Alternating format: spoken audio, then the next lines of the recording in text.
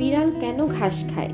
বিড়াল ঘাস খেলে আদৌ ওদের কোনো উপকার আছে কিনা, বা বাসার বিড়ালদের জন্য কিভাবে আপনি বাসায় ঘাস বানাতে পারেন, আজকের ভিডিওটা এই টপিক নিয়ে। এটা খুবই গুরুত্বপূর্ণ একটা টপিক, অনেকে জানেন অনেকে জানেন না। আশা করি এটা আপনাদের কাজে লাগবে। আমার ভিডিওগুলো যদি ভালো লেগে থাকে তাহলে অবশ্যই আমার চ্যানেলটা সাবস্ক্রাইব করবেন, লাইক করবেন, এবং যদি কোনো প্রশ্ন থেকে থাকে সেটা কমেন্ট সেকশনে জানাবেন। আসসালামু আলাইকুম, আমি অয়ন চলে এসেছি নতুন একটা ভিডিও নিয়ে।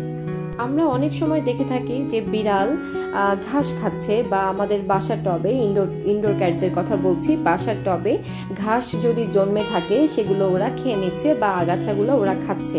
অ্যাকচুয়ালি এটা যখন ওরা নিড ফিল করে বা প্রয়োজন ফিল করে যে ওদের এখন শরীরের জন্য ঘাসটা প্রয়োজন, তখন কিন্তু ওরা ঘাস খায়। এটা ওদের জন্য উপকারী। যেমন ঘাসে হচ্ছে একটা ফাইবার থেকে থাকে যেটা ওদের শরীরে কাজে লাগে, এবং দেখা যায় ফলিক অ্যাসিডের একটা উৎস এখানে থাকে, সেজন্য ওরা কিন্তু এই ঘাসগুলো খায়। এছাড়াও দেখা যায় যে ঘাস খেলে ওদের হচ্ছে ডাইজেস্টিভ সিস্টেমে যদি কোনো প্রবলেম থেকে থাকে সেটা সলভ হয়ে যায়।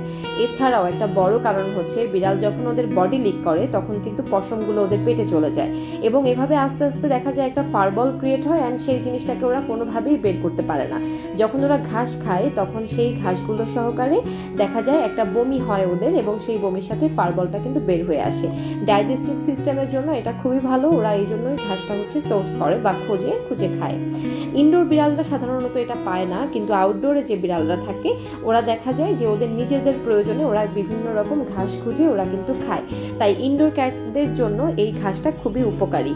এবার আমি বলে দিই যে ইনডোর ক্যাটদের জন্য কিভাবে এই ঘাসগুলো আপনারা বাসায় বানাতে পারেন।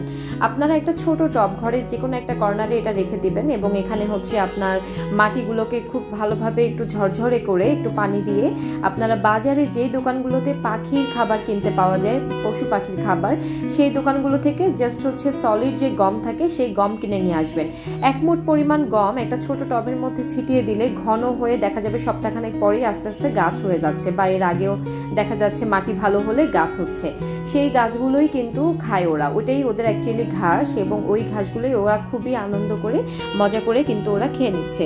আশা করি বুঝতে পেরেছেন, এবং যখন শেষ হয়ে যাবে পুনরায় আপনারা আবার হচ্ছে এগুলো ছিটিয়ে দিবেন, আবারও ওখান থেকে গাছ হবে। তো আশা করি বুঝতে পেরেছেন। যদি ভালো লাগে সেক্ষেত্রে আমার চ্যানেলটা অবশ্যই সাবস্ক্রাইব করবেন, এবং যদি কোনো কোশ্চেন থেকে থাকে অবশ্যই আমাকে কমেন্ট সেকশনে জানাবেন। সবাই অনেক অনেক ভালো থাকবেন, সুস্থ থাকবেন। আল্লাহ হাফেজ, আসসালামু আলাইকুম।